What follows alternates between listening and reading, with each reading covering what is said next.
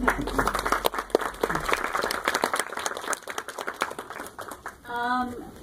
assistant, Jodie, reminded me of a Stanley Kubrick quote last night, and it was directing a film was a bit like trying to write War and Peace while riding a bumper car in an amusement park. And I thought that was kind of apt for creating a TV series.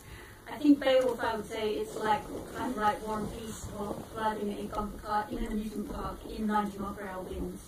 It was a challenge to make the show, but amazing. So I just wanted to, first of all, say maybe how the show came about, and then we'll throw it to you for questions.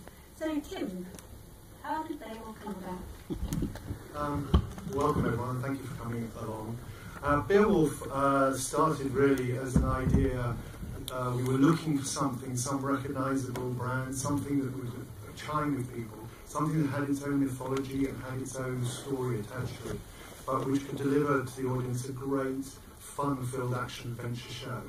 And we talked to ITV quite early on about Beowulf.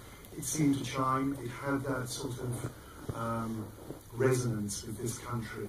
And we particularly wanted something that came from here. I know going to the international markets and everything, it's very important that you sort of sell a show on the back of what this country is known for. And this is a country full of myths and monsters. And that's exactly what the Beowulf story started. So we were very excited when ITV were interested. And then Tim and I sat and took quite a while to figure out how do you turn an epic 8th-century poem into a TV show? And how do you make it relevant? How do you make it contemporary? How do you give it a story motor?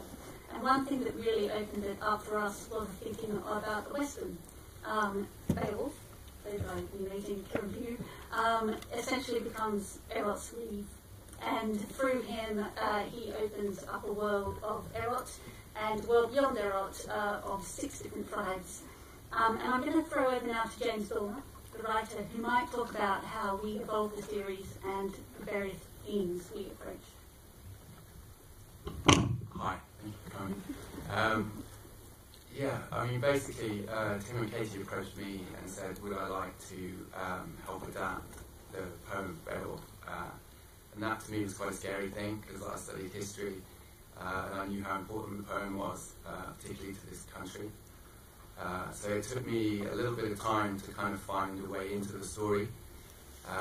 And one of the things was like I kind of, as a storyteller and a historian, I looked at the poem and I thought, okay, well, it was the version of the poem that we have was kind of brought in aspect when they actually found the manuscript. But actually, that poem was brought here by Scandinavian immigrants, and it adapted when they were here into. They were trying to find out who they were. It was a matter of identity and kind of finding their way towards being British. And so for me, a way to kind of echo that and unlock the poem from the version that we have, that kind of probably continued to evolve after the written version that we have now, was to look at how we could just open it up and make it relevant to British people today. And one way of doing that was kind of slightly extracting it from the specific Scandinavian setting and actually kind of taking it into a mythical kind of Lord of the Rings type fantasy world where we could have like kind of not just Vikings but anyone that we wanted, and we could also we could also we could look more at we could have stronger women and stuff. It just seemed like a really exciting way to go, so that was the way that I found into the poem. And then just to accelerate that, because I know we've only got limited time, Tim, James and I sat in a room for many months figuring out not just the first series, but the world. We didn't have a load of books to draw from. We had to create the tribes, the world, the mythology, the rules. It was quite an interesting and fascinating creative challenge and privilege for us to do it. But once we figured out what we were making, we then had to put our team together. And this was one of ITV's biggest episodes, as you probably all know, was incredibly ambitious. And so we got the best possible producer we could find in the country, Stephen Smallman, to lead us, and without him I can say we would have been in absolute chaos. So Stephen, I thought it might be nice for you to tell people how we then went to set it up, why we chose the North, and some of the challenges we faced. Hello. This works. Choosing the North was sort of a no-brainer in the end because it was generally believed that the poem was recorded by a monk from Lindisfarne or from the northeast.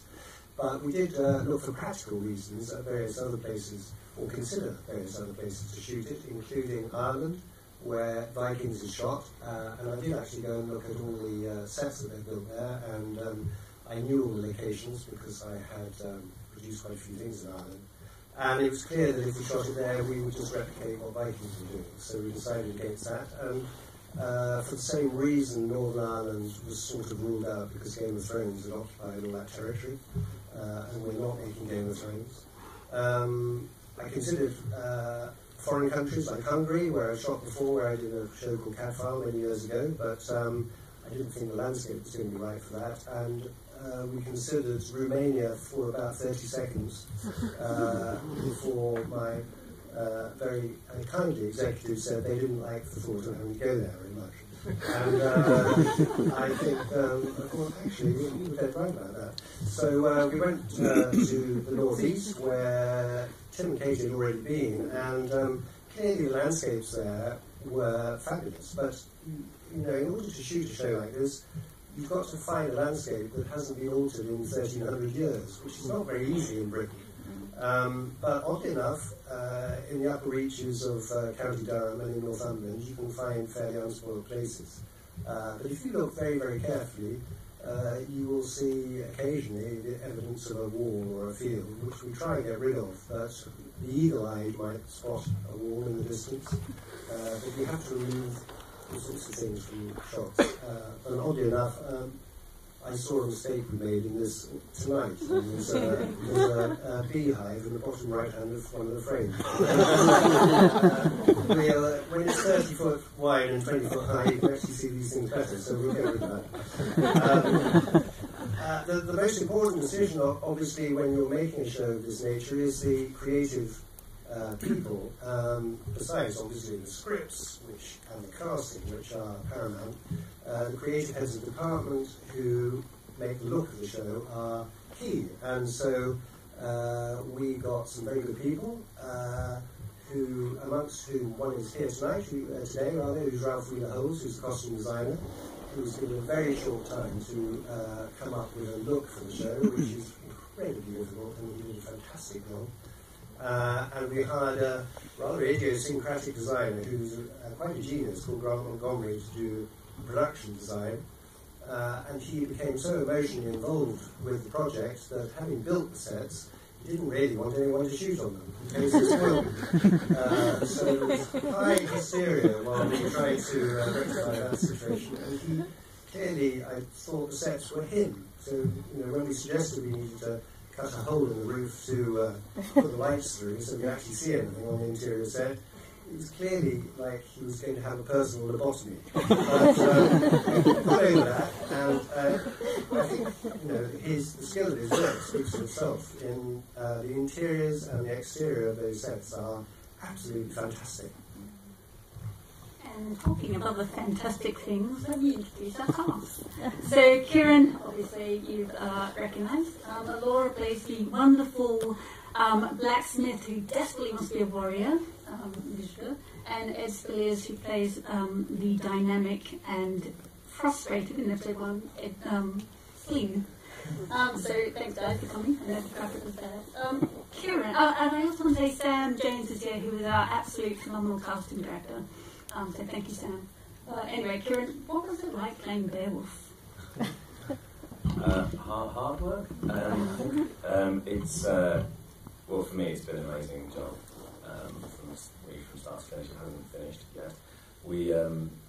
I got the script through from my agent and was immediately excited about it because I knew the poem and I knew the period history quite well from my own sort of geeky reading, and to see what James and Katie and Tim had come up with was really thrilling, that they were going to make a serialisation out of this. And it's been a pleasure from learning how to horse ride and sword fight every day to work with some amazing cast and work in the northeast. Really, it's been incredible to go back home. I was moving to America, literally got rid of my flat and everything, and had started putting roots down in Los Angeles, and I got this job and ended up living 20 minutes from where I grew up. It's so strange and really lovely. It's really strange to go to work, to drive to work and see signs like Spennymoor and Darlington and all these sort of strange places that I swam and fenced in as a child. I literally grew up sword fighting in that region, so it's been quite nice. It's been lovely time. And Laura, I'll just go through and then I'll come to you for some questions. But Laura, I just wondered, when we sat down, as James kind of mentioned, it was very important to us, in order to make the show relevant, we wanted strong, interesting, dynamic female characters. And one of them we came up with was the lovely Vishka. And I'm just wondering what drew you to want to give to play the part, and how was it to play a blacksmith/warrior? I fell in love with the part as soon as I sort of got to break down what it was going to entail, because she's strong-willed and determined, and it's not every day you get a part like that. I think as a young actress, and I loved her kind of grit and determination, and she's so like cool, and I'm not. So it's so cool to kind of wield the sword and try very hard to match up to the sort of masculine sort of influences in that world. I think she's very young, and I think she has a lot of sort of different aspects that she needs to kind of battle against, being quite different and being quite boyish. And I think, I felt like she would be a character that could potentially inspire other young girls to kind of go for that. Yeah, I think it's worth saying in episode 1, obviously it focuses on Beowulf and Slean's kind of rivalry. A lot of the female characters, apart from Vishka, that you'll come to see in later episodes. One of them's here, Sarah McRae, down here, who plays a concubine assassin. So watch out for her. And Ed, thanks for coming. Sorry I'm late. What drew you to Slean? I just thought, and what was it like working with William Hurt? Well, I think there was two major factors in me being drawn to the part and the project itself. I think playing Slean for me was a major challenge. I've never really had the opportunity to play on sort of primetime television such a big role, and he has so much in that first episode, the first script I read. There was so much sort of depth and he's so complex. And I think there was a lot of things that I felt that potentially many young men could relate to. You know, there's a lot of turmoil and a battle he had with his father growing up, which I think is a very common trait in young men and in nature in general. So that really sort of hooked me. But also one of the major things was, and I remember chatting to Stephen Smallwood a couple of times on the phone, was the sense of ambition that these guys had for the show and for its trajectory. And I think, I haven't watched this one, but I have seen it, and I don't know about how you feel about it, but certainly I don't think on British television we've seen anything like this before, that sort of caters for a market that is both a family, it will engage with a family audience, but also is able to strike a few chords for an adult audience too. And the CGI I've never seen, I've never seen anything like it. I don't think.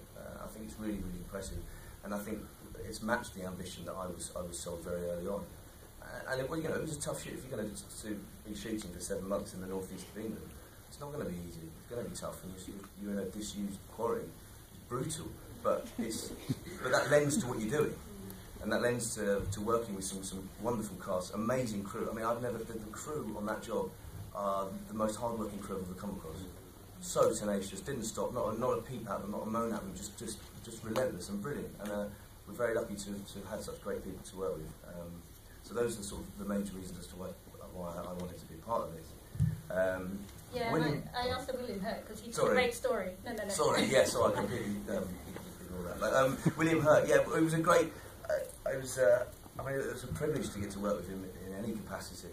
Playing his son was an even better honour, but the fact that he hated his son, and no matter what I tried to do to get his love, I couldn't seem to achieve it in whilst he was whilst Hrothgar was alive, and on his one of his last moments with me is a personal scene where I go in and I think he's going to tell me I'm going to be sane, and unfortunately he decides that's not a good idea, and William, rather than saying I'm going to be king, decided it would be a really good idea to slap me.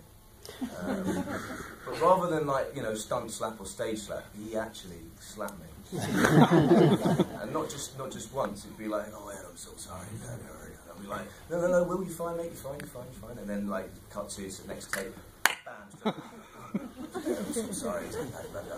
No, Will, it's fine. It's fine. And it was happened 3 or 4 times. Like, yeah, it's okay, Will, seriously. It's alright if it happens again. We're going outside. But he was lovely, and he was a really, really intelligent man, and it's a great privilege. I mean, that's one of the things about doing this job. You get to work with some, I've been lucky enough to work with some very cool people, and we should all be, especially with what's going on in the world at the moment, we should all be what we do for a living. We're very lucky. And just to mention some of the other cast who you just saw, who I think all of that cast were amazing, but Joanne Wally plays Rita. She's sensational. I think you'll enjoy her performance.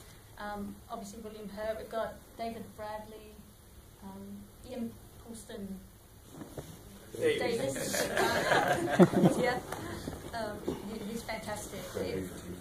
Gregory Petrucci, who if you haven't seen, you should. Very nice French actor. David Ajala is here, he plays Rate, and you saw a glimpse of him. The cast were as brilliant as our crew, and we're very thankful for everyone. As Ed mentioned, it was a very, very, very tough shoot. We had every kind of weather you can possibly think of, shooting in an incredible set, but quite a difficult set. So I think that's enough from us. As we say, we've got cast, we've got some crew. Any questions people want to ask? Yeah. Thank you. First of all, congratulations everyone, because it really is epic. I really enjoyed it. I just have a couple of questions for the cast. First of all, can you explain what it was like having to imagine these terrible monsters? And also, Kieran, will you be keeping the long hair and the facial hair? The monsters no, it's not that difficult. I mean, essentially, being an actor anyway, whether you're on stage or any kind of program you're doing, when you're looking on camera, there's always 30, crew there. So you have to imagine whatever you imagine. But they provide us with performance capture people in very fetching green spandex clothes, which are very amusing. And we play, all the different directors who come on deal with that in a different way. Some of them like to get very animated and sort of say, monsters on you, it's jumping on your face, and now you're... and some people are very quiet, which is worse, because then you really feel like a wally. There's an episode where we're on a beach, and that was a very funny day. It means that you can't stop laughing actually around the takes, but you do have to get down to the serious business of taking it seriously, which makes it funnier. It's a pleasure. I mean, I've done a bit of it in the past. I've done a bit of it, but it's a lot of it I have to do on my own. Yeah. It's a lot more enjoyable doing it with other people. The tricky thing actually is like the bit that you saw there in the show with Grendel. When Grendel grabs him around the neck, we do that once. So we do it with a guy, a performance capture actor, who grabs him around the neck. But then you have to repeat the entire frame with nobody there. So you have to get grabbed around the neck and hold onto him, and your hand has to be exactly in the right place, and not an inch that way, not an inch that way. So you get used to looking after your continuity as an actor, but continuity with monsters that aren't there is tricky. And my hair, I had long hair as a young lad, and as a sort of fan of grunge and stuff. And I was told explicitly by my agent, you have to cut your hair off, darling, you will never work with long hair. Absolutely not. And drama school, they're kind of the same as well. They don't like it. It's not versatile enough. And so to have long hair and a beard again is just lovely. It's like, oh, good. It's comfortable. I don't like shaving. So, yes. Question here. Ian Wiley, Freelance. Talking of being a long and tough shoot in extreme conditions, Kieran, what were some of the main challenges from your point of view? Well, I mean, when we say tough shoot, I mean, you know, the days are long whenever you shoot, but it is a total privilege. In terms of tough, it's just the weather changes every half an hour in that quarry, particularly. It's so high up, and it's pretty cold, and physically working each day. You know, you're up at 5:30. It takes us an hour to get there, and then when you're in there, the terrain itself, just walking around the train on a day's work is pretty grueling, and standing in that wind because it blows and blows, and we rehearse in the wind. You know, some shows have like midgy weather cover if the midgies are too bad, and some have humid weather cover. We have wind cover because if the wind is too strong, you cannot shoot.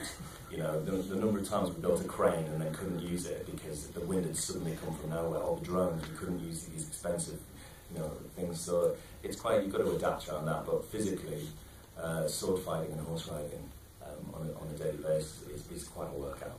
And I mean, I got to the point where it's like eating 3 breakfasts and 2 dinners because you just have to keep putting fuel in when you're just going and going and going. But I'm going to say, actually, when we first, a lot of chickens got eaten on the shoot. All the guys decided to go on protein diets, and I think a huge amount of chickens got eaten. And I think the fuel, as Kieran said, the fuel required just to stay warm and be able to do what was required was immense. So thank you guys.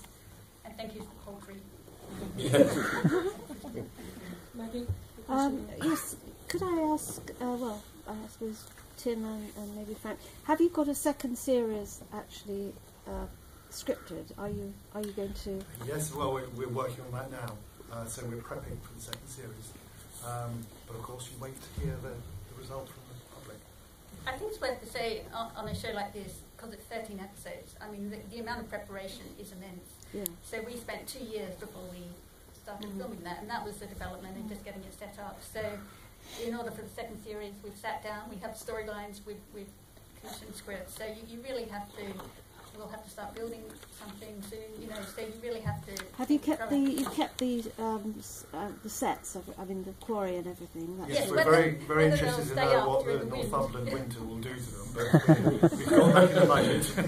It's absolutely fantastic. I think it looks absolutely fantastic. Thank you. I mean, it's you're absolutely right about the landscape. It's a bit like, I don't know, I think Hinterland, where you didn't expect West Wales to look like that. I've never seen it before. Quite often with ambitious or epic TV shows and a lot of digital extension, you can actually end up feeling very claustrophobic because you are having to use small spaces and extend them, and you notice where the actors move. And although this is all subliminal, I have noticed these shows do feel smaller. So we felt there had to be a physical horizon. There had to be the sense that the world fell off on the outside. And even the main hall where we knew we'd spend some time, it's 135 foot long, 50 feet high. It's a very big, big space. And the beach, the opening scene, is that also in... Bamborough. We rubbed out the You're in castle. Bamborough, I see. With some mountains. we have lovely beaches in the northeast. Bit of There a are a lot problem of with trolls. But Yeah, there's a lot.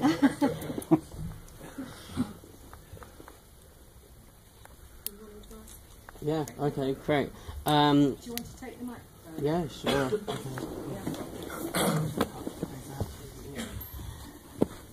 Ellora, I just wanted to quickly ask, how does it feel playing a dominant female in Beowulf, kicking ass and all that?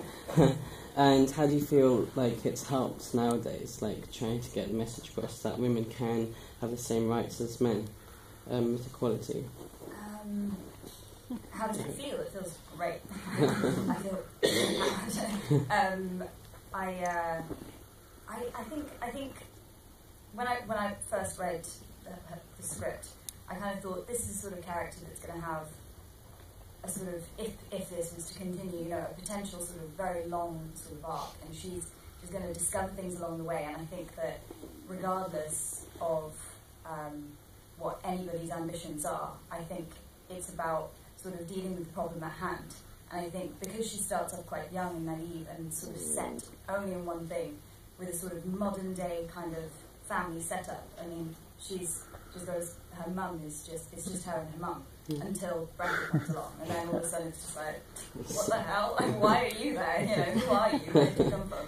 And it's those sort of things that I think are very relatable to today. and I think that her difference in the sense, her and her mum are from the Farlanders, so they're not originally from Errett as well. I think that there's a diversity to Errett, and there's like class structures that are different. It's funny that the blacksmith is sort of situated in between the smelting pits, who are sort of very poor and the labourers, and then on the other side there's the big hall where you have, obviously the things and everyone, and she's like sort of bang in the middle, and so she kind of trickles into the sort of royal kind of warrior world, and then at the same time is really like lives with the people. So it's a wonderful character to play because, yeah, you can toe both lines and ask many different questions, and hopefully, people watching, young people watching, can relate to, I think, a lot of those things. That's great. I wanted to ask something for you guys as well.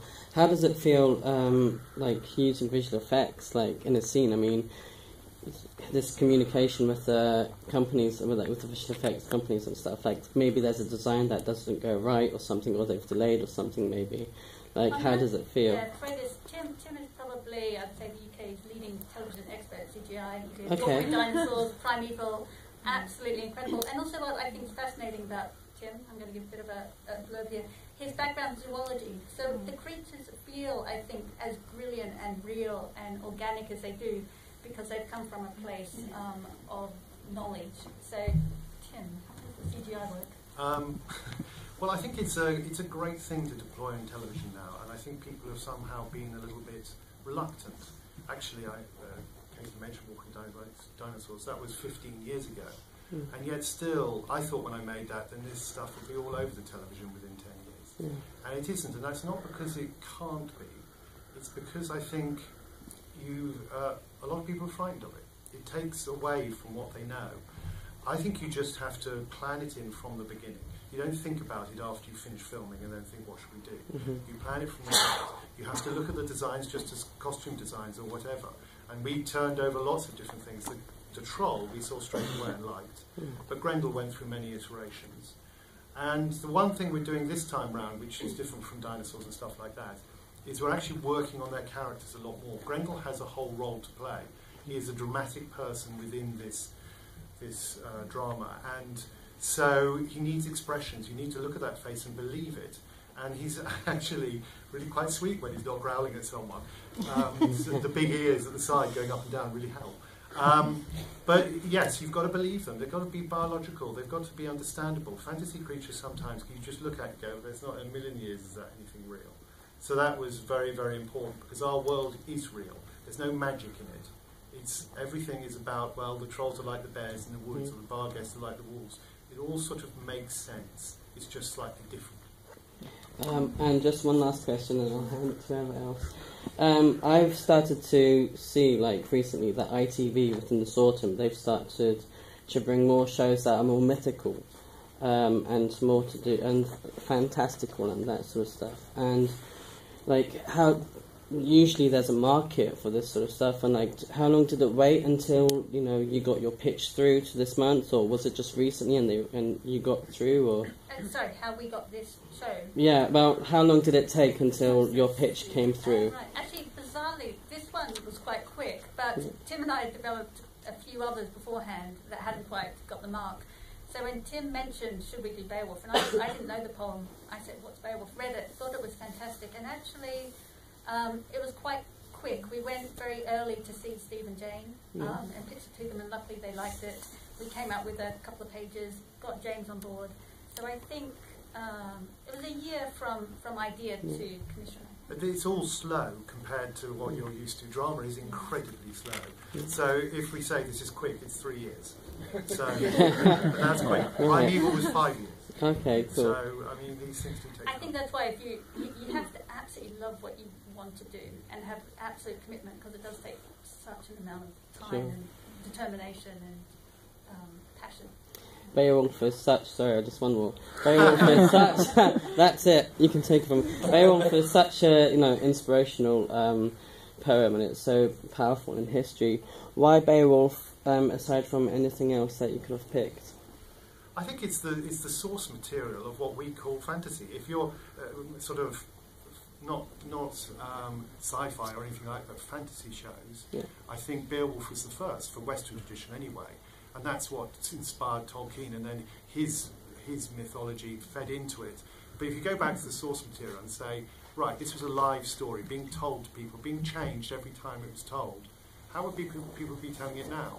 And as we know, when it was written down, as James says, they added Christianity, which was obviously not there in the beginning. It's been shoved in afterwards. In ours, we took it, brought it right up now, put it in a mythical world, and said, how would it have been told now? And many of the things Ellora was talking about was what you would add now. That keeps it alive and keeps people feeling it, which is what you want. You don't want them to see it over there and ignore it. They've got to feel it. And I think what's fascinating is, we've taken, everyone has added to it. As James said, it started as an oral tradition. It's got written down. There have been movies made. We're making a TV show. It'll be fascinating in 50 years what they do with it next. I'm one of 5 kids. I couldn't go. The fees are just too high. And because I'd spent so much money travelling around Europe fighting Britain, which was such a privilege, but it meant that I actually went to Lambda for a term, just to go for the first term and just see if we could get a bursary on just work and study. And so in the end I got a job at Lambda choreographing fights for plays. So right from when I got there, I did my exams really quickly, and then I started working, and then I got a job at the Globe teaching choreographing fights for Mark Rylance, who let me sit in on rehearsals for Hamlet.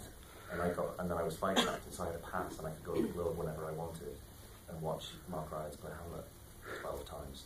And it was amazing, and that came from fencing. And initially I thought, oh God, we've got no money because of it. And then the reason I started doing that was because I wanted to be in Three Musketeers or Highlander or Star Wars, or and do this for a job. So it's been wonderful, and it's what I do. It's where I live. When I'm not at work messing around with schools, I'm fencing at the fencing club or helping the cadets, or so it's incredibly useful. And also, I did it so long that, and the style I did is that the target is the full body, so it applies to almost every weapon that you then study within stage combat terms. So, by the time I got to 35 and doing Beowulf, I've done quite a lot of swords and shields and broadswords and bed sheets and whips and things. And think, when is this ever going to Yeah, I actually tore my bicep torching Elliot Cowan in the last show I did, which is another story. Must put a scene into a whip. Yeah, it's funny. Yeah, it's very useful. I think what's fantastic too for us is when you get people who can do their own stunts to the level that you can fight. It's great. This means you can get the close-ups and you don't always have to put doubles there. So we're very appreciative of all that training. We benefit greatly. There is one last question here from SFX. Hi, I'm Slean from SFX. I just wanted to ask Ed, maybe be careful just not to make Slean just a sort of a bad guy, because you want to obviously bring humanity to his character. Yeah, I think one of the things we all discussed early on is there's always shades of light and dark to most people, really, and I think that's important. I think where we see him at the beginning, there's been a lot going on for him. His father's recently died. He should have been made Thane, which is his birthright. It's what he's always from day one. That's what he was brought up to believe. And then at the last minute, his father's putting the sort of knife in from beyond the grave, as he makes his mother, who is the only one he has not the only one, but someone he has a very, very tight relationship with, which is obviously going to cause fireworks between those two. And then the one person who actually was a bit of a catalyst for all this sort of turmoil with his father has suddenly decided to rock up as well. So that's why he's. At the beginning he's so hot-headed. I think he probably it's in his nature to be quite impetuous and petulant. But I think this is the thing that again interests me in playing Slean is that there's many levels to him. He is complex, and at the same time, one minute he might be going down an avenue you think is beyond belief and is dark and terrible. He can then switch it and have real moments of tenderness. And I think some of the female characters bring out a real tenderness in them as well. I hope they have. I think one of the goals, and James was very, we talked a lot about this. In this day and age, we know, and this weekend, good and evil is a very difficult, complex thing. And I think most people, we have it in ourselves to sometimes do shitty things and sometimes do great acts of humanity. And I think all of the characters go through that, and you'll see them. Ellora playing Vishka. Vishka, you can't always have a character be that kick-ass from, we needed to take her on an arc. And I think, and even with Beowulf, there'll be moments when I think he will surprise you as a hero in some of the things he does. And I think just tapping into that nature, the true nature of us, for this day and age, was important, something we tried hard to achieve.